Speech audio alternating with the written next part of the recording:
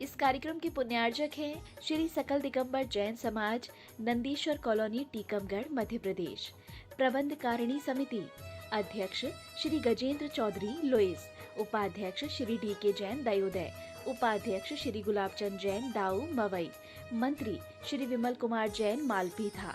कोषाध्यक्ष श्री अशोक कुमार जैन, आहार। सह कोषाध्यक्ष श्री कैलाश चंद्र जैन, बड़माड़ई। उपमंत्री श्री स्वरूप जैन, बाजना। उपमंत्री श्री प्रकाश चंद्र जैन, टिक्कन। ऑडिटर श्री सुरेश चंद्र जैन, दयोदय।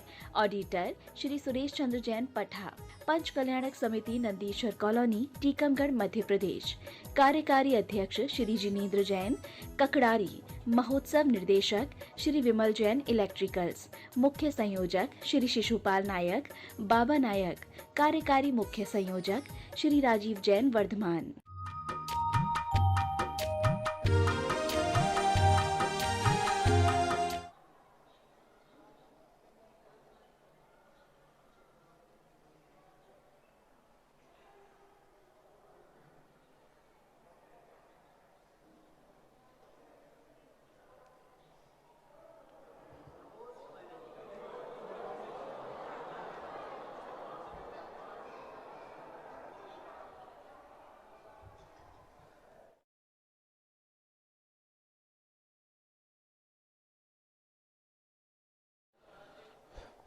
अपरानिक परीक्षणा स्वाध्याय विलयाम श्री काव्यश्रवण करो।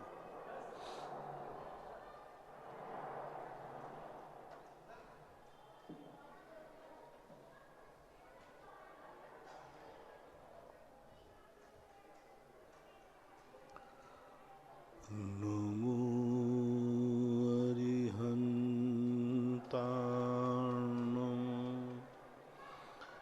नमो सिद्धाणं, नमो आयर्याणं,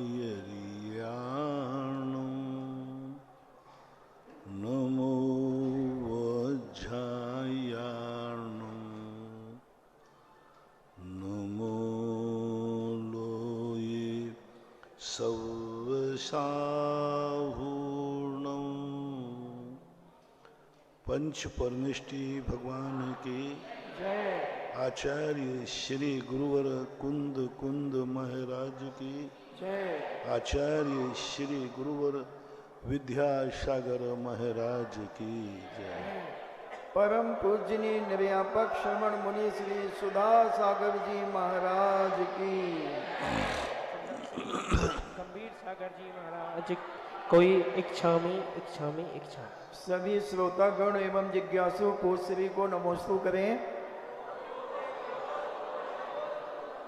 विद्या जैन बड़ा गांव धसान से पूछती हैं, तीर्थ चक्रवर्ती गुरुदेव के चरणों में बारंबार नमोस्तु।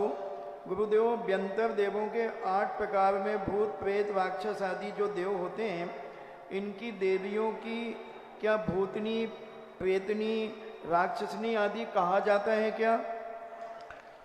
ऐसा आगम में अलग से उल्लेख तो नहीं मिला, लेकिन मानना यही चाहिए कि जब भूत है तो भूतनी होगी होगी।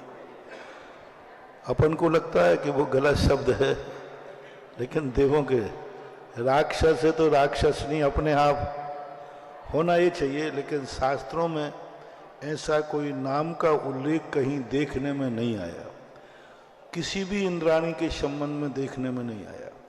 जैसे सौधर्मेंद्र है तो उसको सौधर्मेंद्र की इंद्राणी को सची कहा गया। अब ठीक है, ईशान इंद्र की इंद्राणी को क्या कहेंगे, नहीं मिला। सनत कुमार माहिन देव की इंद्राणी को क्या कहेंगे। 16 स्वर की इंद्राणियों के नामकरण किसी आगम में देखने में नहीं आए, इसलिए अपन कुछ कहना संभव नहीं है। लेकिन कुछ ना कुछ नाम तो उनके होंगे जो आगम में प्राप्त नहीं होते। कुमारी माया जैन महाराज से पूछती हैं, पूज्य गुरुदेव, आराध्य देव के चरणों में बारंबार नमोस्तु। गुरुदेव, तुम हो जगत में सबसे न्यारे, इसलिए सभी को लगते हैं इतने प्यारे प्यारे। गुरुदेव, जिज्ञासा है कि बहुत सालों से भक्तांबर यंत्र घर में रखा है, आपसे सुना है कि कोई भी यंत्र घर में नहीं रखना चाहिए, तो गुरुदेव अब हम क्या कर सकते हैं? मंदिर में धार्मिक हो तो मंदिर में रख दीजिए, अन्यथा विसर्जित कर दीजिए। यशवंत सिंघई ललितपुर से जीएसटी ऑफिसर पूछते हैं, तीर्थ चक्रवर्ती के चरणों में बारंबार नमोस्तु। महाराज जी, एक गृहस्थ को उसके जीवन में आई हुई विपत्ति को संपत्ति में परिवर्तित करने अर्थात आपदा में अवसर खोजने के सरल उपाय बताइए। विपत्ति को परिवर्तित करने के लिए, विपत्ति को संपत्ति में परिवर्तित करने के लिए अर्थात आपदा में अवसर खोजने के सरल उपाय बताइए। कुछ नहीं है, आपदा जब आती है तो एक ही उपाय है, सहन करो, क्षमता परिणाम। ये कर्म पूरब किए खोटे, सहे क्यों नहीं जीरा। अति क्रोध अग्नि बुझाए प्राणी, शाम में जले।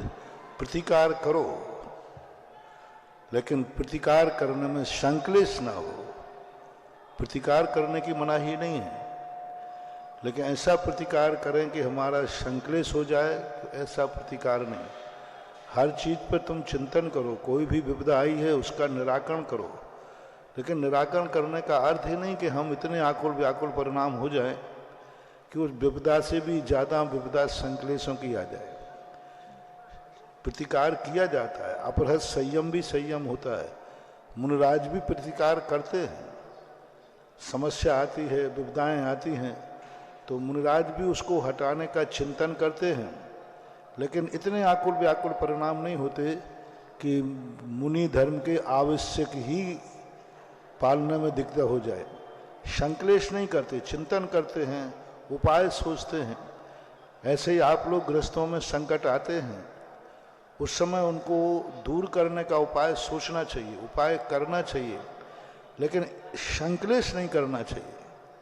संक्लेश करने से विपदा घटती नहीं है, बढ़ जाती है।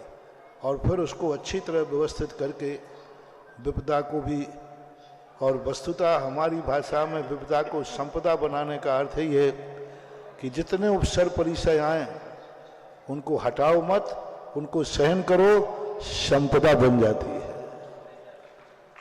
हाँ, संपदा बन जाती है। जो मुनिराज बड़े महाराज होते हैं वे उपसर सहन करते, परिचय सहन करते हैं, तो वही उपसर्ग और परिचय उनके निर्जरा के कारण बन जाते हैं, संपदा बन जाते हैं। तो सहन करने की क्षमता हो तो संपदा बन जाएगी, और सहन करने की क्षमता नहीं है तो उसको क्षमता भाव पूर्वक उसका प्रतिकार कर लेने में कोई बाधा नहीं। अतिशय जैन मुजफ्फरनगर से पूछते हैं, महाराज श्री के चरणों में नमोस्तु।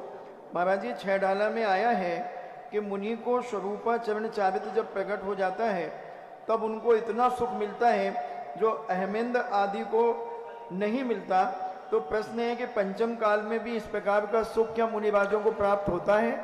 यह सुख जो है उनके लिए है जो 11वें 12वें गुण स्थान में पहुंच जाते हैं, जो केवल ज्ञान। वहाँ छह ढाला में आपने देखा होगा, ऐसा आनंद वर्णन जब कहा है, शो इंद्र नाग नरेंद्र व अहमेंद्र के नाही कहो, तब ही शुक्ल ध्यान प्रगट।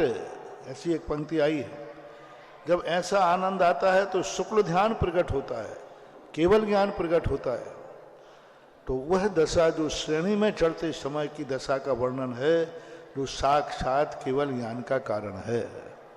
राजीव जैन अमर पाटन से पूछते हैं, मेरे आराध्य पूज्य गुरुदेव को कोटि कोटि नमन।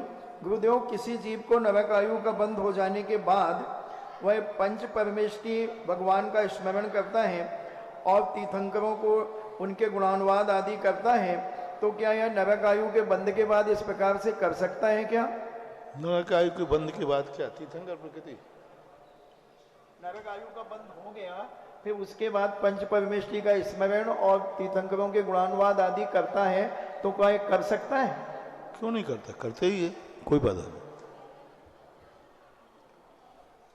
अर्पिता इंजीनियर सीके जैन इंदौर से पूछते हैं, नमोस्तु महाराज जी, आपसी जन जन की मुलाकात में जय जिनेन्द्र देव की बोलकर हम एक दूसरे का अभिवादन कर लेते हैं, यदि अन्य व्यक्ति हमें अन्य धर्म की बात बोल करके अभिवादन करता है तो हमें उसके जवाब में क्या करना चाहिए?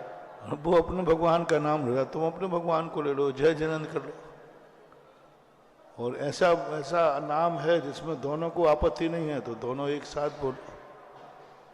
वैभव काला सूरज से पूछते हैं, नमोस्तु महाराज जी, पारसान स्तोत्र में नरेंद्रम फणेंद्रम आदि जो शब्द आते हैं तो इनका अर्थ क्या है? नरेंद्रम फणेंद्रम का अर्थ होता है जो नरेंद्र यानी राजा, फणेंद्र यानी भवनवासियों का देवता, फणेंद्र यानी भवनवासी आदि से मानना चाहिए। फन वाले जो भवनवासियों में देव होते हैं उनको फणेंद्रम कहते हैं। अर्पिता जैन थांदला से पूछते हैं, नमोस्तु महाराज जी, अगर कोई जीव भाव से और कर्म से किसी भी तरह का पाप करने में भयभीत नहीं होता है तो क्या उसे कौन सी गति आयु का बंध हो गया है? तो उसको गति के बंध पर निश्चित नहीं कह सकते हैं कि वह किस कारण से है, किस कारण से नहीं है, ऐसा एकदम नियत नहीं कह सकते। दिनेश कुमार राठौर थड़ोस से पूछते हैं, नमोस्तु महाराज जी, आप कहते हैं कि मेरे आशीर्वाद में चमत्कार नहीं है, चमत्कार तो भक्त के नमोस्तु में है, और हम कहते हैं कि हमारे नमोस्तु में चमत्कार नहीं, गुरुदेव आशीर्वाद में चमत्कार है, हमारे कार्य तो सभी आपके आशीर्वाद से ही हो रहे हैं। तो प्रश्न यह है, हम सत्य किसे माने? हम तो आपके आशीर्वाद को ही चमत्कार मानते हैं। अपना अपनी ढपली चलने दो ना, तुम जो मानते हो मानते रहो, हम जो मानते हैं मानते रहने दो, इससे क्या फर्क पड़ रहा? चमत्कार होना चाहिए, चाहे कहीं से उधर से हो चाहे उधर से, बस खत्म बात हो जाए। नमोस्तु से हो तो ठीक है और आशीर्वाद से हो ठीक है, काम होना चाहिए और हो रहे हैं, बस यही काफी है। स्वाध्याय मंडल बड़ा गांव धसान से पूछते हैं, नमोस्तु गुरुदेव, निगोज से निकले हुए 923 जीव जो भरत चक्रवर्ती के पुत्र हुए थे, उन्होंने मात्र एक पर्याय ही धारण की थी और एक साथ हाथी के पैर से दबकर मरण को प्राप्त हुए थे। अतः जिज्ञासा है कि 923 जीव एक साथ गर्भ में कैसे आए? क्या इस प्रसंग में ऐसा माना जा सकता है कि विक्रिया से बनाए सभी शरीर मूल शरीर की तरह सप्त धातु से रहित थे? हाँ, बहुत प्रश्न है। 923 पुत्र एक साथ कैसे आए? और एक माँ ने ही 923 पुत्र जन्म दिए क्या एक साथ? अरे 2 का सुना, 3 का सुना, अभी तक 6 का तो सुना है। एक माता ने 6 बच्चों को जन्म दिया, पर ये नाना माताओं की अपेक्षा है। माता एक ही नहीं है और कोई एक ही दिन के सबकी उम्र एक सी ही थी, ऐसा नहीं है। ये बात अलग है कि वो जीव एक साथ मरे थे, ऐसा कहते हैं, गंजाई से मर करके आए या निगोज से निकल के मर के आए। तो ये नाना माताओं की अपेक्षा हो सकता है, क्योंकि कोई भी जीव होता है तो 1 हफ्ते के अंदर अंदर गर्भ में आता है। और दूसरी बात है, जब आज की महिला, एक महिला 6 बच्चों को गर्भ में पालन कर सकती है, तो उस समय की माता बहुत बड़ी थी। 923 एक साथ हो गए हो तो क्या पता। अब आगम में इस संबंध का कोई उल्लेख नहीं मिल रहा है और 923 की माताएं अलग अलग थीं, एक ही माता थी, यह प्रश्न बहुत बड़ा उठता है। क्योंकि यदि गंजाई के रूप से मानते हैं कि हाथी के पैर से गंजाइयों का जो गुच्छा था उस पर हाथी ने पैर रखिया, वो एक साथ मरण को प्राप्त हुए। अब एक साथ मरण को प्राप्त हुए तो यहाँ जन्म भी गर्भावतरण भी एक साथ हुआ हो, क्योंकि अन्य पर्याय तो उन्होंने धारण की नहीं। यदि सीधे निगोज से निकल के आए हैं तो फिर आगे पीछे हो सकता है। तो एक मत ये है कि सीधे निगोज से निकल करके नित्य निगोद माहिते कड़के नर पर्याय लही त्रस तणी, यानी नित्य निगोज से निकल करके सीधे उन्होंने जन्म लिया है। तो फिर नाना माताओं की अपेक्षा उनका जन्म बनता है। लेकिन यदि गिंजाई की अपेक्षा एक साथ मानते हैं तो फिर नाना माताओं का बनाना थोड़ा सा बन तो जाएगा, 1 हफ्ते के अंदर सेट करना पड़ेगा उसको, थोड़ी व्यवस्था बनाने में है। आगम में इस संबंध में कोई चर्चा नहीं है। महेंद्र जैन पत्रकार इंदौर से पूछते हैं, नमोस्तु गुरुदेव, सोना चांदी रखने के लिए लॉकर मिल जाता है, रुपया पैसा रखने के लिए बैंक मिल जाता है, लेकिन सच्ची और अच्छी बातें रखने सुनने के लिए विश्वसनीय व्यक्ति कैसे मिले? कृपया कर समाधान दें। इसके लिए तो अपना दिमाग ही काफ़ी है। अपने दिमाग में यदि अच्छी बातों को हम लॉकर में रखते हैं तो बस रख सकते हैं। दूसरे के पास रखने का भी उल्लेख मिलता है शास्त्रों में। हमारे शास्त्रों में प्रथमायुग में कथा आती है कि 2 दोस्त थे जो स्वर्गों में थे। उन्होंने कहा, भाई देख, मैं यहाँ से मरण करके जाऊँगा, तुम जाओ, जो पहले नीचे जाएगा वो सब भूल जाएगा, और यहाँ अपन को सब कुछ याद है कि अपन समुद्र में गए, ये किया, तो हम जाकर के ही मुनि बनेंगे, लेकिन वहाँ जन्मते ही सब भूल जाते हैं। तो अपन दोनों संकल्प करते हैं कि हम यदि पहले जाके जन्म लेवें तो आप आकर के मुझे संबोधन करना और मुझे याद दिलाना कि देखो तुमने ये संकल्प किया था कि हम मुनि बन के दीक्षा लेंगे, तो आपको यहाँ आकर के संबोधन करना है। ऐसा एग्रीमेंट कुछ कथाओं में मिलता है स्वर्गों में। तो जो मरने के पहले वो अपने सारी की सारी अच्छी बातें दोस्त के बाद स्टोर में रख गया और दोस्त ने। दूसरा प्रसंग मिलता है उत्तर पुराण में सगर चक्रवर्ती के 60,000 पुत्रों का। वे 60,000 पुत्रों का भी यही एग्रीमेंट था देवों के साथ में, जब वो देव थे, कि हम जाकर के यदि वहाँ जाकर के नाना प्रकार के कार्यों में मोह माया जाल में लिप्त हो जाएं तो तुम मुझे संबोधन करने आना और मुझे पिछली बातें याद दिला करके वैराग्य दिलाना। तो सगर चक्रवर्ती के जब 60,000 पुत्र संसार में उलझने लगे, वहां से एग्रीमेंट करके आए थे, जाते ही 8 वर्ष अंतर मुहूर्त में हम दीक्षा लेंगे, लेकिन यहाँ वो संसार में उलझने लगे, मोह माया जाल में उलझने लगे। तो उस देवता ने उन 60,000 पुत्र जो कैलाश पर्वत की रक्षा करने गए उनको मूर्छित कर दिया, और मूर्छित करके उनके लिए सगर चक्रवर्ती के पास समाचार भेज दिया कि आपके 60,000 पुत्र मूर्छित हो गए, मरण को प्राप्त हो गए। यूं हवा तो ये फैला दी देवता ने। और उधर जाकर सगर चक्रवर्ती को जब हुआ तो वह विषाद को प्राप्त हो गया, और उस समय देवता ने आकर कहा, मैंने तुम्हारा और हम दोनों दोस्त थे, आपने एग्रीमेंट किया था, आपको वैराग्य दिलाने के लिए हमने 60,000 पुत्रों को मरण को प्राप्त करा दिया है, और आप वैराग्य को, तो सगर चक्रवर्ती वैराग्य को प्राप्त हो गया, फिर 60,000 पुत्र पुनः मूर्छा से उठ करके राज्य किया। तो इस प्रकार की कथाएं प्रथमान युग में देखने को मिलती हैं।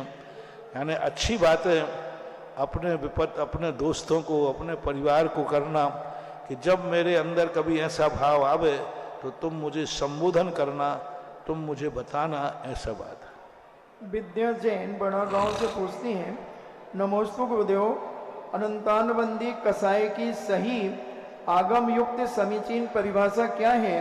यदि हम किसी व्यक्ति से कुछ लंबे समय तक बातचीत नहीं करते हैं तो क्या वह अनंतानबंदी में परिवर्तित हो जाती है? बात नहीं करने से नहीं होता है, प्रतिकार करने का भाव। उसने हमारे साथ ऐसा किया था, मैं भी करके, जब तक मैं इसका उत्तर नहीं दे दूंगा तब तक तुम्हें चैन नहीं आ रही। प्रतिकार करने का भाव यदि 6 महीने से ज़्यादा हो गया तो अनंतानुबंधी कसाय आ जाती है। दूसरी, अनुभाग की अपेक्षा मिटने मिटाने का जो भाव आ जाए, मैं मिट जाऊंगा, इसे मिटा दूंगा, तो वो अनंतानुबंधी कसाय का लक्षण माना जाता है। मैं बर्बाद हूं तो हूं, पर इसको बर्बाद कर दूंगा। मेरी एक आंख फूटे तो फूट जाए, इसकी दोनों फोड़ के रहूंगा। इस प्रकार के जो परिणाम होते हैं वे अनंतानुबंधी के परिणाम होते हैं।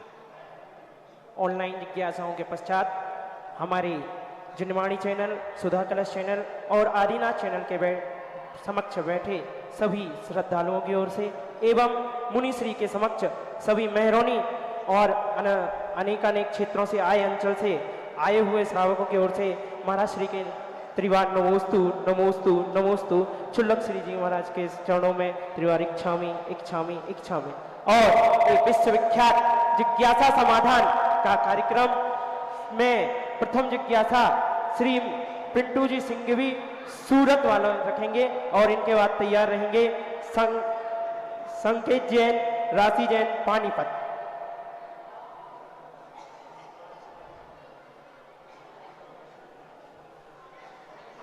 नमस्ते महाराज जी, मेरी माता जी और मेरी बहन, मेरा पूरा परिवार टीवी के माध्यम से और आपके प्रवचन सुन के सभी मेरा पूरा परिवार आपका भक्त बन गया है और पूरा देश तो आपका भक्ति है, लेकिन मेरा परिवार आपका स्पेशली भक्त बना है। मेरी माँ हर पल जब भी आपका प्रवचन आता है, बेटा देख गुरुदेव का प्रवचन आ रहा है, जल्दी देख, सीधा मुझे फोन करती है और बोलती है तू प्रवचन और अभी का अभी जा, गुरुदेव का दर्शन कर और गुरु के मार्ग पर चल। और मैं जो मन में लेके आया हूँ, मेरे मन के अंदर जो मैं लेके आया हूँ कि मैं धर्म के प्रति और इस तीर्थ क्षेत्र, आपके जो भी तीर्थ क्षेत्र बने उसमें मैं तो एक तुच्छ प्राणी हूँ, मैं क्या उसकी करूँगा, लेकिन ऐसा आपका आशीर्वाद बने कि मैं उसमें सहयोगी बना रहा हूँ, ये मैं आपसे अनुरोध करता हूँ। क्या सुनना है?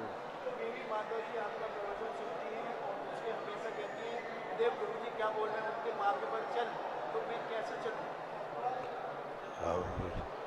जब माता जी कह रही हैं तो जैसा कहें वैसा चलना चाहिए और अपने आप को शक्ति प्रमाण अपने आप को आचरण करना चाहिए, क्योंकि साधु हमेशा अच्छी बात कहता है, जितनी शक्ति है उस शक्ति को अनुसार करना चाहिए। महाराज जी, मेरे घर में एक मूर्ति जो पीओपी की एक मूर्ति लगी हुई है, तो मैंने आपका रात को मैं जब सूरत से आ रहा था तो मैंने नहीं रखना चाहिए प्रवचन, नहीं। तो उसका क्या उपाय है? अरे सूरत के बाद इतना बड़ा दरिया है ना, लेकिन कैसे वो दीवार में गुरुदेव दीवार में मतलब पीओपी से बनाई हुई, तो उसका कैसे करेंगे? निकाल देना चाहिए। निकाल दें, ठीक है। जिज्ञासा करेंगी संकेत जैन, राशि जैन, रानी सेठ, पानीपत और इसके बाद तैयार रहेंगे हमारे बीच उपस्थित श्रुति जैन, सिविल मजिस्ट्रेट, हटा, निवासी, टीकमगढ़, सापरिवार।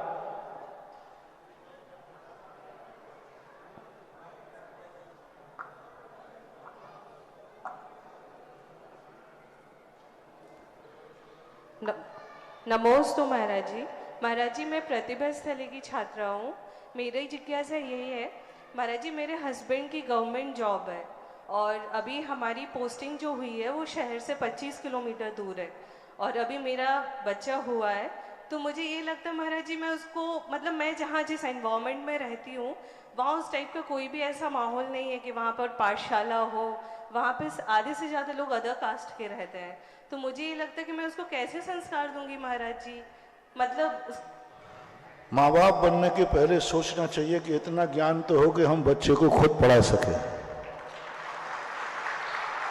आजकल इसलिए तो हम कहते हैं कि हर व्यक्ति को इतना पढ़ा लिखा हो, इतना धर्म का ज्ञान हो कि वो कम से कम अपने बच्चों को कोई न मिले तो उनको पढ़ा सके।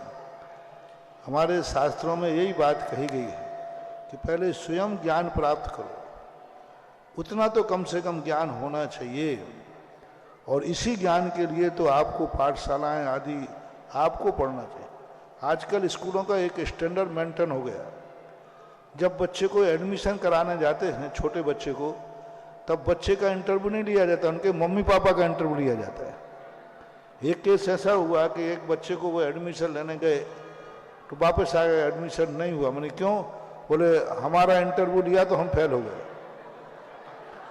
तो मुझे बड़ा अच्छा लगा कि बच्चे को पढ़ाई के लिए एडमिशन करना और इंटरव्यू किनका? आपका।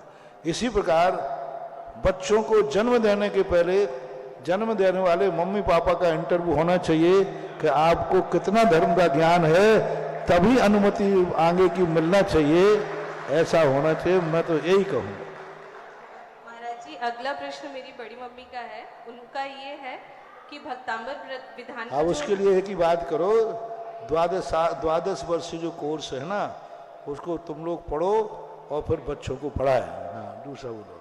जी महाराज जी अगला प्रश्न मेरी बड़ी मम्मी का है। उनका ये है कि भक्तांबर विधान का जो नंदाव्रत सिक्का होता है उसकी क्या मान्यता होती है और उसको कहाँ रखें, मतलब कैसे? अपने कोई पूजा स्थान पर, तिजोरी के स्थान पर, कोई उच्च स्थान पर रख सकते हैं कहीं। और उसकी महिमा क्या है महाराज? महिमा बहुत बार बता चुके, अचिंत महिमा है, बस श्रद्धा रखो। जिज्ञासा रहेंगी श्रुति जैन, सिविल मजिस्ट्रेट हटा, निवासी टीकमगढ़। एवं इसके बाद तैयार रहेंगे श्री चक्रेश जी चौधरी।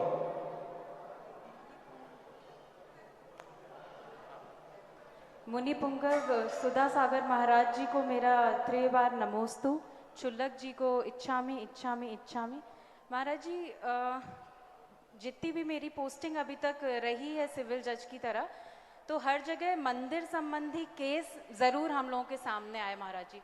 तो मंदिरों के ट्रस्टी के बीच में या कहीं विवाद चलते रहे बहुत सारे, तो कुछ केस मेरे पास रहे, कुछ मेरे साथियों के पास रहे। तो वो मुझसे आके, चूंकि मैं जैन थी, तो मुझसे बोलते हैं कि ये लोग समझते क्यों नहीं है, क्योंकि सबसे पहला प्रयास हम लोगों का रहता है महाराज जी की मीडिएशन करके हम लोग एक चीज़ होती है कि समझ जाएं और विवाद सुलझ जाए। पर महाराज जी जब हम भी उनको बुला के दूसरे तरीके से भी बात करते हैं कि ये अपना धर्म का वो उसमें खराब हो रहा है या आप लोग इस विवाद को यहाँ कोर्ट तक मत लाएं, तो वो सुनने के लिए तैयार नहीं रहते महाराज जी। तो उस चीज़ को किस तरीके से हम उनको समझाएं कि वो अब उसके संबंध में देखो, वो समझदार होते तो कोर्ट तक आते ही नहीं। जब तक 2 मूर्ख जिंदा हैं तब तक कोर्ट जिंदा है। 2 मूर्ख जिंदा हैं तब तक कोर्ट जिंदा है। एक बार एक वकील साहब थे टोंक के, तो हम लोग बोलते हैं कि भाई कसाय मत रखो, झगड़ा मत करो। तो बोले महाराज जी आप यदि ऐसे ही बोलते गए और सारे लोगों की बातें मान ली सब लोगों ने, तो हम वकीलों का क्या होगा? तो दूसरे वकील ने कहा चिंता मत करो, जब तक दुनिया में 2 मूर्ख जिंदा हैं वकील कभी भूखा नहीं सोएगा और अदालतें कभी बंद नहीं होंगी। क्योंकि अदालतें और ये जो वकील हैं ये सब मूर्खों के लिए हैं। जो ज्ञानी होते हैं वे तो स्वयं निपट लेते हैं, आपसी में बैठ के निपट लेते हैं, अड़ोस पड़ोस में बैठकर निपट लेते हैं। कोर्ट तक जाने वाले लोग तो मूर्खता का ही काम करते हैं और मूर्खों के लिए कभी ज्ञानी को भी मूर्ख बनना पड़ता है, ज्ञानी को भी बनना पड़ता है। क्योंकि अब सामने वाला जाएगा तो उसको पेशी होगी तो उसको जाना तो पड़ेगा। तो ये उनकी खुद की मूर्खता है। आजकल तो धार्मिक मामले कोर्टों में जाते हैं, ये बहुत बड़ा दुर्भाग्य का विषय मानना चाहिए। और ये हो रहा है तो उनको समझा सकते हैं, फिर बाद में तो निर्णय अपना सत्य जान करके निर्णय दे देना चाहिए। नमोस्तु महाराज जी, नमोस्तु। और हमारी श्री यशोदा तीर्थ क्षेत्र कमेटी आप श्रुति जैन जी का, सिविल जैन हटा का सम्मान करना चाह रही है। ऐसे में श्रीमती ममता जी सराफ और मंजू जी जैन पठा आए और उनका सम्मान करें एवं यशोदा तीर्थ क्षेत्र कमेटी पूर्ण आए और सम्मान करे और जिज्ञासा करेंगे, पूरे परिवार का सम्मान करेंगे। श्री चक्रेश जी चौधरी जिज्ञासा करेंगे। विपरीत परिस्थितियों में सफलतापूर्वक कार्य करने वाले मुनि पुंगव सुधा सागर महाराज जी के चरणों में कोट सा नमन, चुल्लक जी के चरणों में इच्छामी इच्छामी इच्छामी। गुरुदेव, हमारी जिज्ञासा है कि णमोकार मंत्र जो सब मंत्रों का राजा है, तो फिर छोटे छोटे मंत्रों की क्या आवश्यकता है? महाराज जी जिज्ञासा का समाधान करें। देखो कुछ क्या होता है, व्यक्ति नमोकार मंत्र ही सर्वश्रेष्ठ मंत्र था, लेकिन मंत्रों में जब भेद आता है तो उसका अभिप्राय भी बदलता है। कुछ साधना मंत्र होते हैं, कुछ सिद्धि मंत्र होते हैं, कुछ उपासना मंत्र होते हैं। नमोकार मंत्र साधना मंत्र नहीं है, वो साधने वाला मंत्र नहीं है। इसलिए किसी भी शुक्ल ध्यान वालों ने नमोकार मंत्र का ध्यान नहीं किया। जो बीजाक्षर रूप मंत्र होते हैं वो ध्यान के विषय बनते हैं। जो किसी पर्टिकुलर अर्थ को न बताएं वे कहलाते हैं साधना मंत्र। जो कोई इंडिकेटर नहीं, ये शब्द किसका है, किसका वाचक है, कोई विशेष पदार्थ की तरफ जब व्यक्ति न जावे, उस अक्षर का ध्यान करे, उस मंत्र का ध्यान करे जो किसी भी वस्तु का इंडिकेटर ना हो, वो साधना मंत्र कहलाते हैं। एक सिद्धि मंत्र होते हैं जो किसी पर्पस से अपने उपयोग के लिए सिद्धियां की जाती हैं, जैसे देवताओं आदि को सिद्ध किया जाता है। तो वो सिद्धि मंत्र, नमोकार मंत्र सिद्धि मंत्र नहीं है। नमोकार मंत्र साधना मंत्र नहीं है। नमोकार मंत्र उपासना मंत्र है। उपासना का अर्थ होता है हम उन गुणों को प्राप्त करना चाहते हैं। जो गुण, जो संकेत उस नमोकार मंत्र में है, जिसका वो इंडिकेटर कर रहा है, संकेत कर रहा है, उस रूप होने के लिए जब जाप किया जाता है तो उपासना मंत्र कहलाता है। इसलिए 3 प्रकार के मंत्रों का उल्लेख मिलता है, साधना मंत्र, सिद्धि मंत्र और उपासना मंत्र। तो जो सामान्य रूप से उपासना मंत्र है, इसलिए वो जगत व्यापी है, हर व्यक्ति उसको पढ़ता है, हर व्यक्ति उसको जानता है। और सिद्धि मंत्र बहुत बिरले, बहुत कम कभी कोई व्यक्ति सिद्धि करता है। और साधना मंत्र साधु के पास होते हैं, जिनके बल पर वो साधना मंत्र करता है। इसलिए मंत्रों में भेद तो आएगा। जिज्ञासा करेंगे श्रीमती रश्मि जी मलैया एवं तैयार रहेंगे श्री सर्वज्ञ जी गोयल।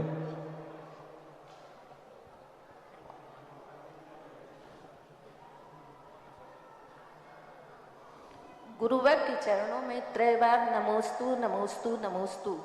छुल्लक जी के चरणों में त्रैबार इच्छामि इच्छामि इच्छामि। गुरुवर मेरी जिज्ञासा है कि जो जाप ध्यान हम मंदिर में करते हैं और वही जाप ध्यान हम घर में करते हैं, तो उसकी पुण्य की बरगणाओं में क्या अंतर होता है? और दूसरी बात यह है कि जो माला हम हाथ से देते हैं और जो माला जाप हम माला से देते हैं, उनकी पुण्य की बरगणाओं में क्या अंतर होता है? देखो, द्रव्य क्षेत्र काल, किसी भी कार्य करने के लिए द्रव्य क्षेत्र काल का महत्व होता है। जो क्षेत्र जितना पावन होगा वहाँ धर्म कार्य करने में उतनी पावनता आएगी। रही बात माला किससे फेरना चाहिए, तो इसका कोई विशेष महत्व नहीं है।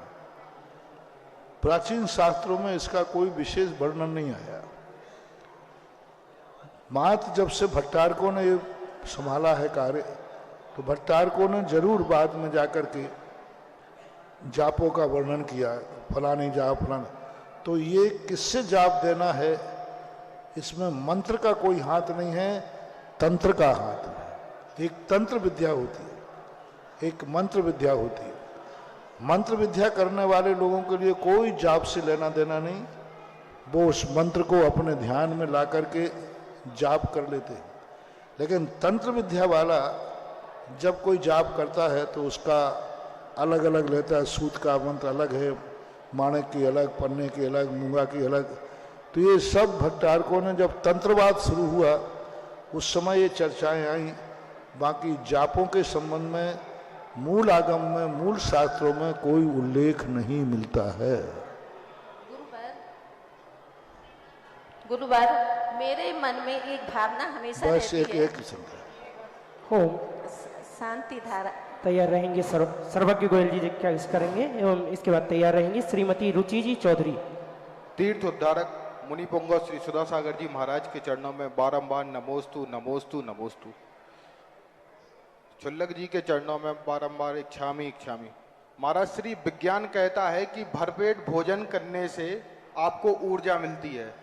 महाराज श्री, जब से मैं आपसे जुड़ा हूं, मैं आपको देख रहा हूं, मैं सुबह शाम भरपेट अपने मन भर खाने के बाद भी इतना ऊर्जा का संग्रह नहीं कर पाता हूं जितना मैं आपको देखता हूं कि एक टाइम आहार करके भी आप दिन भर आपके पास कोई ना कोई लगा रहता है। महाराज श्री, मैं श्रावक हो गए या मैं श्रावक के रूप में आप जितनी ऊर्जा कैसे प्राप्त कर सकता हूं महाराज श्री? मुझे विज्ञान भरपेट खाने ही नहीं देता है। वो तो कहता है कि कम कम खाओ, थोड़ा थोड़ा खाओ, कम खाओ, लिमिटेड खाओ। फिर भी भोजन से ही ऊर्जा नहीं बनती, भोजन से भी बनती है।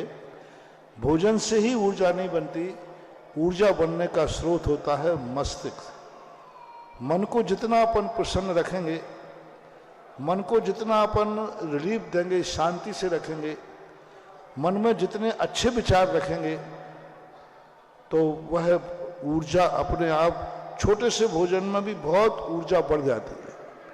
यदि हम कसाय भाव रखेंगे, प्रतिशोध भाव रखेंगे, प्रतिशोध की भावना रखेंगे, तो हमारी शक्ति कम होती है। सबसे बड़ी भक्त शक्ति कम होती है प्रतिशोध भावना में, कि इसने मेरे से ऐसा क्यों कहा, मैं भी निपटाऊंगा। तो जो प्रतिशोध का भाव आया, सामने वाले ने मुझे गाली दी, उसमें उसको उतनी एनर्जी खर्च नहीं हुई, सबसे ज्यादा एनर्जी खर्च होती है उसकी, अब मैं भी इसको देखता हूं। अब ये देखने के लिए जो एनर्जी खर्च होती है, ये अनंतानुबंधी कषाय का रूप ले लेती है। क्योंकि देने वाला तो आया, उपयोग आया, गुस्सा आया, दे दिया। अब जब लौट के देना है तो तुरंत नहीं निकलेगी, प्लानिंग करेगा। वो गाली जब लौट के निकलेगी तो आपके मन में बहुत द्वेष भाव होता है। इसलिए प्रतिशोध करने का भाव निकाल देवे तो बहुत एनर्जी होती है। बताते हैं त्रियंचों में प्रतिशोध की भावना ज्यादा होती है, और दूसरा प्रतिशोध की भावना, इशारे से समझ जाओ, महिलाओं में प्रतिशोध की भावना ज्यादा होती है। उनके संबंध में कुछ थोड़ा बहुत नहीं भी बोलो, इशारे से भी बोल दो तो अरे अब मैं भी देखता हूं। और यही प्रतिशोध उनकी शक्ति को खत्म कर देता है। प्रतिशोध की भावना का सहन करने की शक्ति, किसी ने गाली दी है और हम सहन कर जाएं तो 1,00,000 मालाओं से भी हम वो शक्ति अर्जन नहीं कर पाएंगे। जो एक गाली को पी जाए तो उससे शक्ति प्राप्त होती है। किसी ने मुझे गाली दी और हमने शांत भाव से उसको सहन कर लिया, कोई प्रतिकार नहीं भाव आया, कोई कसाय भाव नहीं आया, तो 1,00,000 मालाओं से भी हमें वो एनर्जी नहीं मिलेगी जो हमें उस गाली को पी जाने से। तो आज प्रातःकाल भी मैंने कहा था, प्रतिशोध की भावनाओं को कम करने से शक्ति बढ़ती है। वही भोजन इतना शक्तिमान हो जाता है कि लोग आश्चर्य करते हैं कि मैं भी वही कर रहा हूं, 2 बार कर रहा हूं, तो भी वह शक्ति नहीं आ रही है। तो प्रतिशोध की आग जो है वह जन्म जन्म के पुण्य को भी क्षय कर देती है। ऐसा जिज्ञासा करेंगी श्रीमती रुचि जी चौधरी। इसके बाद तैयार रहेंगी कुमारी मिनी सिंघई। चरणों में मेरे और मेरे परिवार की ओर से बारंबार गुरुदेव, मेरी जिज्ञासा है कि जब मैं मंदिर में जाप देती हूँ तो कभी कभी मन में गलत विचार आ जाते हैं, तो ऐसा लगता है कि जाप बंद कर दूं, स्वाध्याय कर लूं या कुछ पढ़ लूं, तो इसमें क्या पाप का बंद होता है? कुछ होता है तो गुरुदेव हमें प्रायश्चित बताइए। बंद तो होता ही है, परिणामों को रोको। थोड़ा जोर जोर से पढ़ने लग जाओ तो विचार कम हो जाएंगे। जब विचार बिगड़ने लग जाए ना तो थोड़ा बुड़बड़ा बुद्धदान ऐसा करो तो हो जाएगा। जिज्ञासा करेंगी कुमारी मिनी सिंघई एवं इसके बाद तैयार रहेंगे समकित नायक साहेगढ़। माइक पीछे तक भेज दीजिए।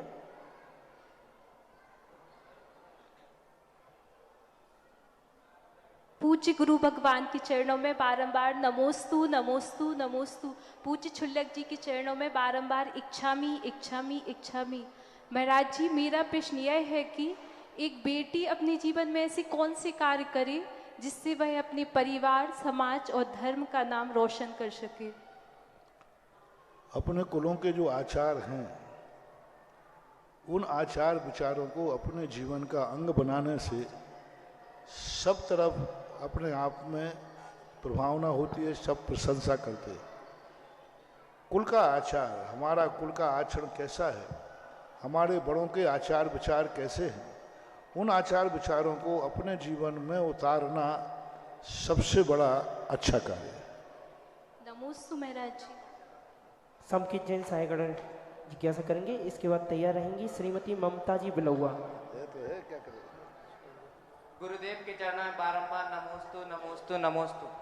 गुरुदेव, मेरी जिज्ञासा है, मेरे पिताजी आचार्य श्री विद्यासागर दयोदय गौशाला सायगढ़ में मान स्तंभ बनाना जा रहे हैं। आज क्या बात है, आवाज गूंज रही है जरा। हेलो। गुरुदेव के चरणों में बारंबार नमोस्तु नमोस्तु नमोस्तु। गुरुदेव, मेरे पिताजी आचार्य श्री दयोदय गौशाला सायगढ़ में मान स्तंभ बना रहे हैं। अभी सायगढ़ के एक श्रेष्ठीगढ़ से बात हुई तो उन्होंने कहा कि मान स्तंभ वहाँ नहीं बनना चाहिए, क्योंकि मान स्तंभ मंदिर जी के सामने प्रभु मतलब भगवान के सम्मुख बनता है, तो वहाँ पर त्रयंच के लिए मान स्तंभ बनाना उचित है या नहीं? गौशाला में देखो, अभी इस संबंध में हमारे लिए पूरा ज्ञान नहीं है। गौशाला में बिना मंदिर के मान स्तंभ बना सकते हैं, लोगों ने कहा नहीं बनना चाहिए। अब देखो, कोई महाराज आके कह गए हों, कुछ कहें और मैं कहूँगा तो फिर आपसी में विरोध होता है। आपको पहले सोचना चाहिए कि नहीं, वैसे सामान्य रूप से अब किस व्यवस्था में बना रहे, कैसे बना रहे, बनना तो नहीं चाहिए, लेकिन बन रहे हैं तो मैं इसका ज़्यादा विरोध भी नहीं कर सकता। मुनि बिमल सागर जी महाराज जी ने आज्ञा दी थी उनकी। अब बन रहे हैं तो मैंने पहले किया, मैं विरोध नहीं करूँगा, क्योंकि अब भाव तो अच्छे ही रहते हैं, सबके अच्छे कार्य करने का भाव रहता है, इसलिए। जिज्ञासा करेंगी श्रीमती ममता जी बिलौआ, एवं इसके बाद तैयार रहेंगे श्री स्नातक विद्वान संजीव जी शास्त्री। गुरुवार जी के चरणों में मन वचन काय से नमोस्तु नमोस्तु नमोस्तु। छुल्लक जी के चरणों में मन वचन काय से इच्छामि इच्छामि इच्छामि। हे गुरुवार जी, हम चाहते हैं कि मेरा जैन धर्म और श्रीदेव शास्त्र गुरु हमसे कभी, जब तक मेरा मोक्ष ना मिले, भाव भाव में मुझे यही धर्म मिलता रहे। हे गुरुवर, और कहीं ना भटकूं मैं। हे गुरुवर, तो इसके पाने के लिए हम क्या पुरुषार्थ करें गुरुवर? अच्छी भावना करो, भावना करते जाओ और सच्चे देव साध गुरु के प्रति दृढ़ रहो और जैन धर्म के जो आचरण हैं वो अपने जीवन में उतारो। नमस्ते। पूज्यवर, ये जिज्ञासा अखिल भारतीय भारतवर्षीय दिगंबर जैन विद्वत परिषद के उपाध्यक्ष श्री सुरेंद्र भारती जी की है। परम पूज्य गुरुदेव मुनि श्री सुधा सागर जी महाराज के चरणों में बुरहानपुर से अखिल भारतीय दिगंबर जैन विद्वत परिषद के उपाध्यक्ष डॉक्टर सुरेंद्र भारती जी का एवं सकल परिषद का त्रिवार नमोस्तु। पूज्य स्वर छुल्लक श्री गंभीर सागर जी महाराज के प्रति सादर इच्छामि। पूज्य गुरुदेव, आपने जिज्ञासा समाधान कार्यक्रम में यह अर्थ युग नहीं दान युग है, यह कहकर समाज के लिए बहुत बड़े पाप से बचा लिया है और हमारे अर्थ का लक्ष्य परमार्थ सिद्ध किया है। आपके समाधान की संपूर्ण देश में साधुओं में, विद्वानों में चर्चा हुई है। आपके समाधान को सभी ने आंखें खोलने वाला बताया है। आपने आचार्य श्री कुंद देव, आचार्य श्री शमंत्रभद्र, आचार्य श्री पद्मनंदी जी के मंतव्य को बताकर जहां प्राचीन आचार्यों के प्रति बहुमान व्यक्त किया है, वही वर्तमान के साधुओं के लिए, समाज के लिए उनके अनुकरण का सिद्धांत व्यक्त किया है। इस संदर्भ में पूज्य श्री जिज्ञासा यह है कि समदत्ती और दयादत्ती के विषय में समाज में अपनी सोच कैसी बनाई जाए, कृपया इस विषय में समाधान दीजिए। क्योंकि जब भी पैसों की बात आती है तो पैसा व्यक्ति दान देता है तो लोग कहते हैं अरे पैसे का युग है, पैसे की प्रभावना है। तो मैंने कहा कि भाई ये पैसे की प्रभावना नहीं है, दान की प्रभावना है, त्याग की प्रभावना है। उसने मंदिर से पैसा कमाया नहीं है, उसने मंदिर में पैसा दिया है तो पैसे का त्याग किया है उसने दान दिया है। समदत्ती और दयादत्ती, ये दो दान जो हमारे यहाँ हैं, पात्र दान, समदत्ती दान और दया दान। पात्र दान दिया जाता है देव शास्त्र गुरु को, समदत्ती दान दिया जाता है अपने बराबरी वालों को। जैसे आप लोग समाज में हैं तो समाज का कोई व्यक्ति यदि गरीब है, परेशान है, बीमार है, उसको दवाई करने को पैसा नहीं है, बच्चों को पढ़ाने की सुविधा नहीं है, कोई पारिवारिक दृष्टि से इतना परेशान है, अकाल मृत्यु आदि हो गई, बच्चे छोटे हैं, स्त्री अकेली बची है, पुरुष वृद्ध हो गया है, तो उस अवस्था में उनका सहयोग करना ये समदत्ती दान कहलाता है। और समदत्ती दान की परंपराओं को हम सहयोग के रूप में लेते हैं। दान की कोटि में तो नहीं आया, क्योंकि पूज्यवर उमा स्वामी महाराज ने जब दान की विधि बताई तो उन्होंने अलग विधि द्रव्य दात्री पात्र विशेषार्थ तद विशेषार्थ, लेकिन समदत्ती जो दान है ये सहयोग के रूप में आता है और करना ही चाहिए। तीसरा दान है दया दान। दया दान वो कहलाता है जो क्लिष्ट जीव हैं, पशु हैं, पक्षी हैं, भिखारी हैं, जो इस प्रकार के हैं जो आपकी जाति से, आपकी समाज के, आपके रिश्तेदारों में नहीं आते हैं, लेकिन वे करुणा के पात्र हैं। उन पात्रों के लिए जब दान देने की बात आती है, जैसे गौशाला में हुआ, गरीबों के लिए आपने औषधि दान दे दिया, आपने भिखारियों के लिए आवास दान दे दिया, कबूतरों के, कौओं जानवरों के लिए आपने पक्षी गृह बना दिया, ये सब दया दान के अंतर्गत आता है। करुणा दान भी जिसका नाम है।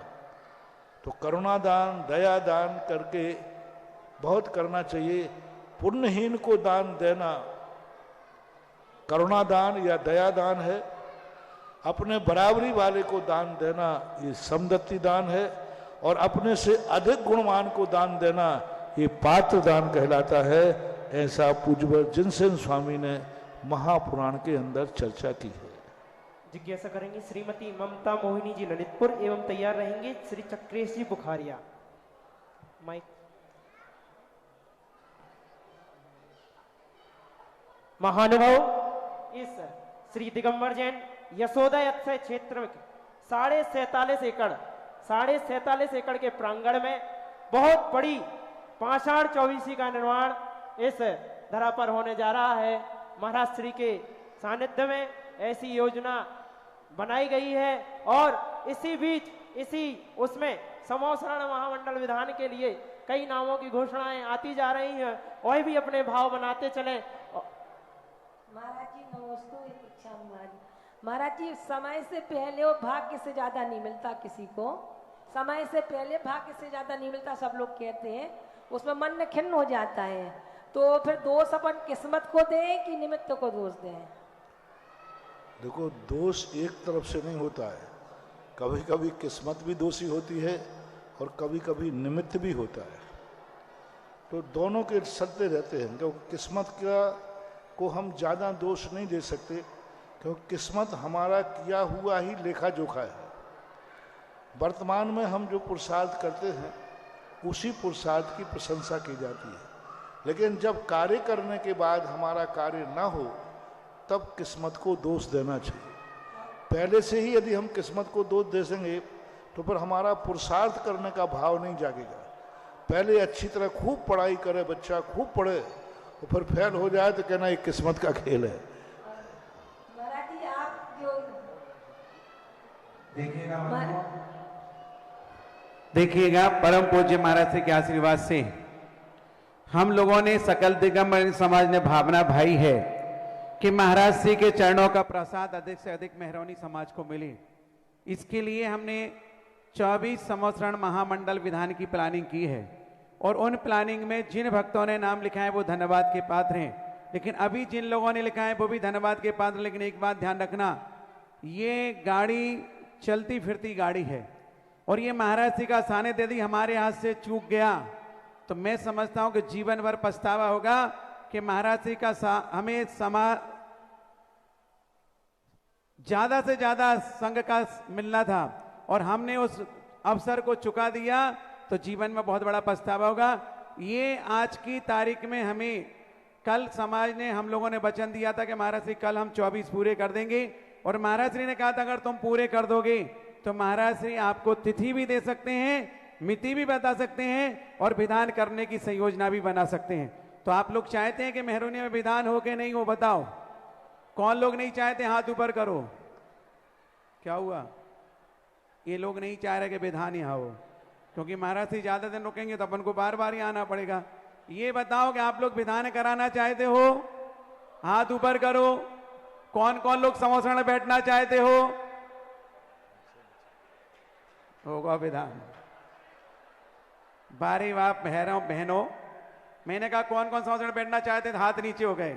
विधान हो तो हाथ ऊपर हो गए। तो विधान में क्या बाहर से जनता लाओगे बिठाने के लिए? एक अम्मा जी हाथ उठा रही हैं। 24 समोसण में कल कहा था कि 5-5 कलश के माध्यम से एक एक समोसण बुक करना, जिसमें आपका परिवार होगा, आपका स्वास्थ्य, आपका कुबेर, आपका महायज्ञ है। देखो भैया इनके नाम लिखे कि नहीं लिखे महिलाओं के। समोसण में 5-5 लाख बहुत बड़ी राशि नहीं, जीवन में ये पंचकल्याण से बड़ा विधान है। जब 24 समोसण इस परिसर में लगेंगे, बाहर पंडाल बनेगा विशाल, और महाराज से की दिव्य देशना सुनेंगे, तब हमें लगेगा कि लोग तो एक समोसण में जाने के लिए तरसते हैं, हम तो एक साक्षात 24 समोसण में जाके प्रभु की आराधना करेंगे। तो आज भी कुछ नाम आए हैं, बता दें जिन जिन के सम्मानित तालियों जाने। लेकिन आपको 24 अभी करना है। इनका नाम लिखा कि नहीं लिखा? इन लोगों, भाभी हाथ उठा रही है। सवाई सिंह, राजीव कुमार, प्रवीण कुमार, ऑडिटर, दिगंबर जैन पंचायत, जोरदार तालियां। पधाने पुजमारे से आशीर्वाद लें। श्रीमती कुसुम देवी, राजशेखर जी, मनोज, विपिन, नितिन, सचिन, शास्त्री परिवार, जोरदार तालियां। एक समोसण विजय कुमार, रोबिन जैन, शिवनगर कॉलोनी, जबलपुर, जोरदार तालियां। आनंद कुमार, मुकेश कुमार, राजेश कुमार, अखिलेश कुमार, मनीष कुमार, इंजीनियर शुभम, मयंक सराफ परिवार। तालियों में भी कंजूसी कर रहे हो, विधान भी कराना है, महाराज जी के चरण कमल भी को रोकना है। एक समोसण कैलाश चंद, गुलाब चंद, रमेश चंद, भाई जी एवं श्री कपूर चंद, राहुल कुमार पठावाली। एक समोसण जिनेश कुमार जी, मलैया। सबके सम्मान तालियां जाएं। ये समोसण अभी आपके कितने हुए? मात्र 16। समोसण में पूरा समोसण में पूरा परिवार बैठ करके, यानी जितने उसमें बनेंगे, एक पूजा करना हमने कल भी बताया था, सुबह ही बताया था। बहुत बड़ी चीज़ है। एक समोसण की रचना करके सब लोग नीचे बैठ के बनाते हैं, और एक समोसण में बैठ के पूजा करने का बहुत बड़ा अंतर है। जैसे अभी कहा था, क्षेत्र का बड़ा प्रभाव पड़ता है। वो भूमि कैसी है, जहाँ तुम बैठे हो उसमें समोसण का संकल्प किया गया है, और उसमें बैठ करके पूजा करना बहुत बड़ी।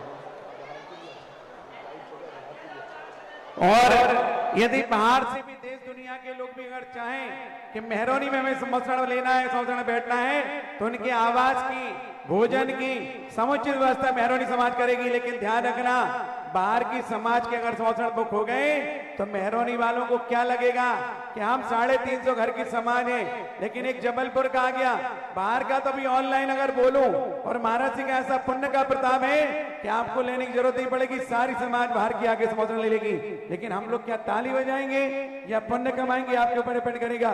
तो जिन लोगों को भी लेना है, बहुत सारे धनाढ्य यहाँ पर बैठे हैं, जिनके कुएं में से अगर एक बाल्टी पानी निकल जाए तो पानी कमी नहीं आएगी, लेकिन दिल नहीं है, दिमाग नहीं है। ऐसे लोगों का पैसा धर्म क्षेत्र में नहीं, कर्म क्षेत्र में खर्च होता है, रोगों में खर्च होगा, लेकिन भोगों में खर्च करने के पश्चात पुण्य के क्षेत्र में, क्योंकि ये धर्म रूपी खेत है, इसमें जितना बीज डालोगे इस भाव में तो क्या, पर भाव में भी आपको पुण्य देने वाला होगा, फल देने वाला होगा। बाकी दुनिया में क्या रखा है, क्या साथ में लाए थे और क्या साथ में ले जाएंगे। और कौन देना चाहते हैं जल्दी? अभी मात्र 17 हुए मेरे पास, 7 बाकी हैं, और महाराज श्री 7 जब तक पूरे नहीं होंगे तब तक आपको तिथि देंगे नहीं। अन्यथा 1-2 दिन में कहीं ऐसा ना हो कि हम देखते रह जाएं और महाराज श्री कहीं और बिहार कर जाएं। जिन जिन की ससुराल मेहरोनी में हो वे सारे कुंवर साहबों को बना दो।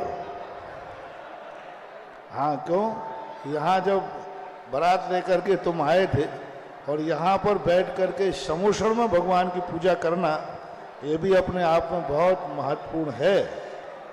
तो ऐसे लोग भी बन सकते हैं। चलो जिज्ञासा करें। जिज्ञासा आगे जिज्ञासा करेंगे श्री चक्रेश जी चौधरी, चक्रेश जी बुखारिया, एवं इसके बाद तैयार रहेंगी श्रीमती शकुंतला जैन टीकमगढ़। गुरुवर के चरणों में बारंबार नमोस्तु गुरुवर। गुरुवर, हम लोग जो है जो दैनिक पूजा करते हैं उसमें देवशास्त्र गुरु पूजा, 24वीं पूजा और सिद्ध पूजा और आचार्य श्री की पूजन और प्रभुवर आपकी पूजन करते हैं। इस पूजन में प्रभुवर सिद्ध पूजा और देवशास्त्र गुरु पूजा को हम किस क्रम में रख सकते हैं? नमोस्तु नमोस्तु गुरुवर। सब पूजाएं अपने मन लगाने के लिए हैं, जिसमें मन लग जाता है वही पूजा है, श्रद्धा का विषय है। हर पूजा का अपने आप में एक महत्व होता है। पूजा को हम नियमित पूजा कर सकते, कोई बाधा नहीं। नमोस्तु गुरुवर। किसी की भी पूजा आप नित्य नियम पूजन में शामिल कर सकते हो, कोई बाधा नहीं। नमोस्तु गुरुदेव। जिज्ञासा करेंगी श्रीमती शकुंतला जी जैन टीकमगढ़, एवं इसके बाद तैयार रहेंगी श्रीमती संगीता बैसाखिया टीकमगढ़।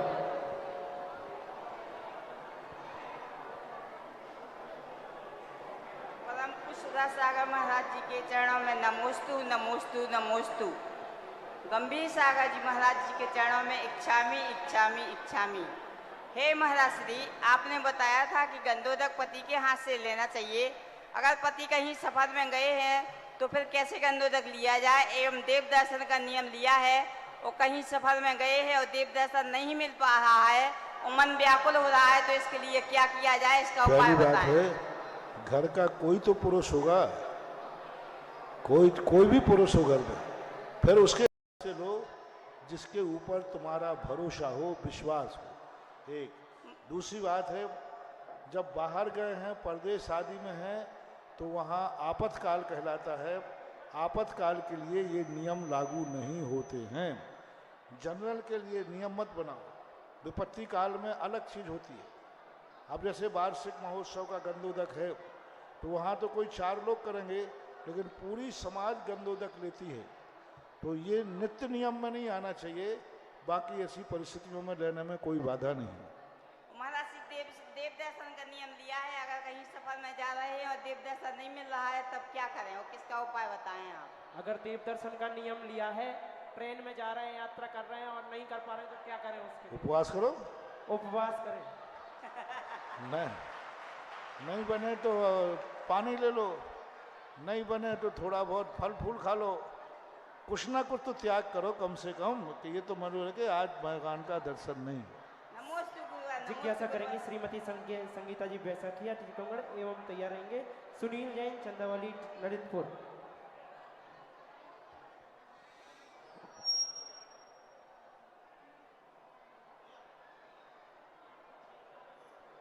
चंदन सी आस्था, कुमकुम सी श्रद्धा, पुष्प सा प्रेम और शब्दों का समर्पण लेकर के गुरुवर के चरणों में कोटि से नमोस्तु नमोस्तु नमोस्तु। महाराज श्री के चरणों में बारंबार बारंबार इच्छा में। हे गुरुवर, शास्त्रों में पढ़ा है और सुना है कि त्रियंचों ने भी यदि आहार दान के भाव किए हैं तो वो अगले भवों में श्रेष्ठ पद को प्राप्त किए हैं। हम मानव हैं गुरुवर, हमारे भी आहार दान के भाव होते हैं और हम चौके में जब आहार दान के भाव से जाते हैं और अपनी वस्तु ले जाते हैं तो उस समय हमारी वस्तु ना चल करके चौके की वस्तु हमें मजबूरी में चलाना पड़ती है, तो क्या हमें आहार दान के भाव से पुण्य लगेगा अथवा नहीं? वो चौके में जो है वही वस्तु चला दो तो तुम्हें बहुत पुण्य लगेगा, अपनी वस्तु मत चलाओ। क्योंकि तुम जो वस्तु लेके आए हो साधु को अनुकूल है या प्रतिकूल है, ऐसा हम कुछ कह नहीं सकते उस समय। और तुम्हारी वस्तु जो है क्या चल रहा है क्या नहीं चल रहा है, पहली बात तो चौके में जाना ही नहीं चाहिए। जाते हो तो वहाँ जो चल रहा है उसी में हाथ लगा देना चाहिए। आवाज़ें बहुत आ रही हैं, आवाज़ें। ओम शांति। कितनी आवाज़ें हो रही हैं। वो दरवाजे पे खड़े हुए देखो, महिलाएं बातें कर रही हैं वहाँ पे। देखो आप लोग इतना शोरगुल कर रहे हो, महाराज श्री ओम शांति बोलते, तत्क्षण में शांत हो जाना चाहिए। क्योंकि जब आप लोग चर्चा करोगे तो महाराज जी की आवाज किसी के पास आएगी नहीं, गूंजेगी, फिर क्या समझ में आएगा। बोलो चिंतामणि पार्श्वनाथ भगवान की। मौन हो जाए बिल्कुल एक साथ। जिज्ञासा करेंगे सुनील जैन चंदावली ललितपुर, एवं तैयार रहेंगी श्रीमती प्राची जी सराफ। नमोस्तु महाराज जी, नमोस्तु नमोस्तु नमोस्तु। चुल्लक जी को इच्छामी इच्छामी इच्छामी। महाराज जी मेरी जिज्ञासा उसको ले पीढ़ी को लेके है। पीढ़ी कैसी माने? दादा से पोते तक की एक पीढ़ी होती है, लेकिन जो लोग नहीं है उनकी कैसी माने? महाराज इसमें वो कैसे माने, कैसे काउंट करें? घर का जो मुखिया होता है उस मुखिया को लेकर पीढ़ी मानी जाती है। यानी दादाजी जिंदा हैं तो दादाजी से पीढ़ी मानी जाएगी, पिताजी से बच्चों से कोई मतलब नहीं। घर का जो बड़ा आदमी जीवित है उससे पीढ़ी गिनना चाहिए।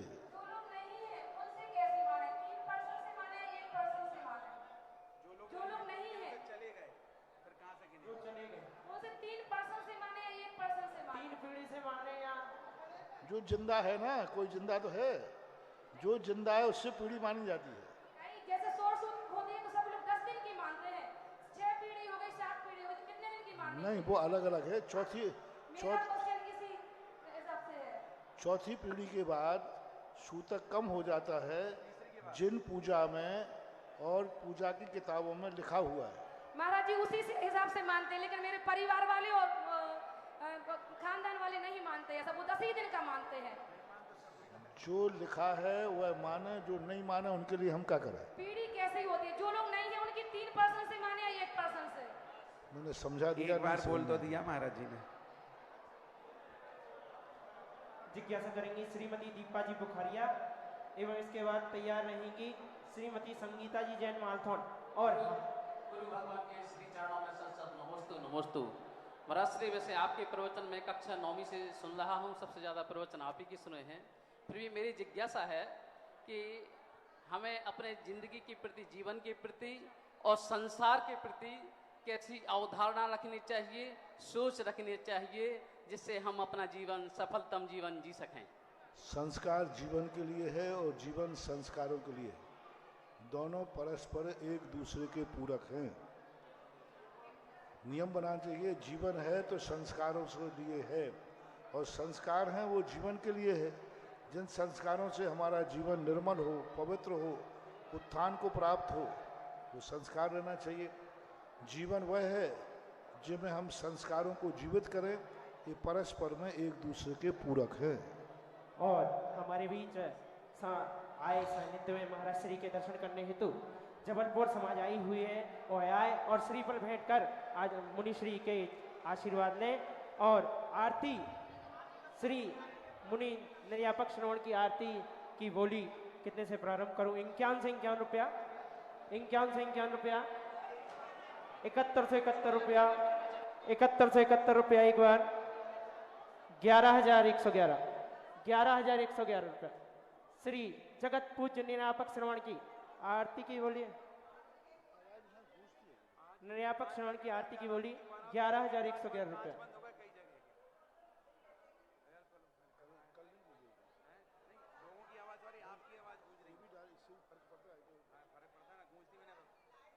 ₹11,111, 11,111 रुपया।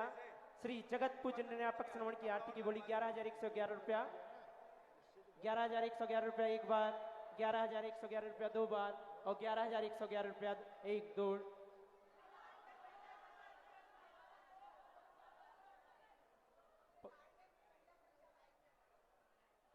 ₹15,115 रुपया, 15,115 रुपया, 15,115 रुपया एक बार, 15,115 रुपया दो बार और 15,115 रुपया तीन बार।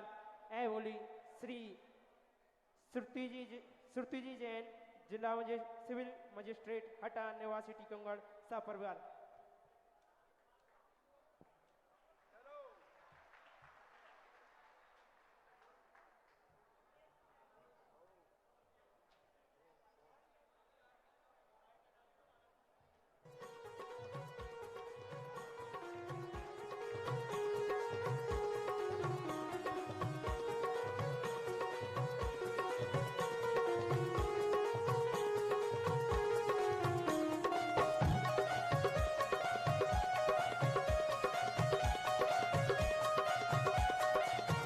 सुधा सागर की गुण आगर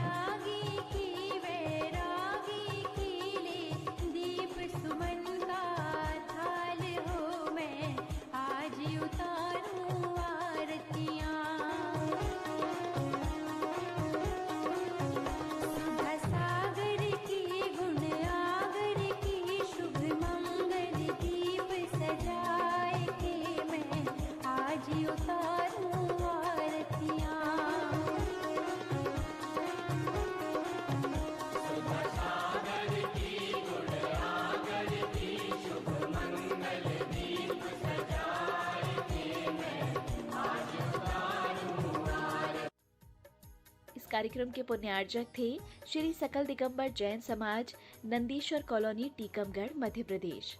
प्रबंध कारिणी समिति अध्यक्ष श्री गजेंद्र चौधरी, लुइस। उपाध्यक्ष श्री डी.के. जैन, दयोदय। उपाध्यक्ष श्री गुलाबचंद जैन, दाऊ, मवई। मंत्री श्री विमल कुमार जैन, मालपीथा। कोषाध्यक्ष श्री अशोक कुमार जैन, आहार। सह कोषाध्यक्ष श्री कैलाश चंद्र जैन, बड़माड़ई। उपमंत्री श्री स्वरूप जैन, बाजना। उपमंत्री श्री प्रकाश चंद्र जैन, पिक्कन। ऑडिटर श्री सुरेश चंद्र जैन, दयोदय। ऑडिटर श्री सुरेश चंद्र जैन, पठा। पंच कल्याणक समिति, नंदीश्वर कॉलोनी, टीकमगढ़, मध्य प्रदेश। कार्यकारी अध्यक्ष श्री जिनेंद्र जैन, ककड़ारी। महोत्सव निर्देशक श्री विमल जैन, इलेक्ट्रिकल्स। मुख्य संयोजक श्री शिशुपाल नायक, बाबा नायक। कार्यकारी मुख्य संयोजक श्री राजीव जैन, वर्धमान।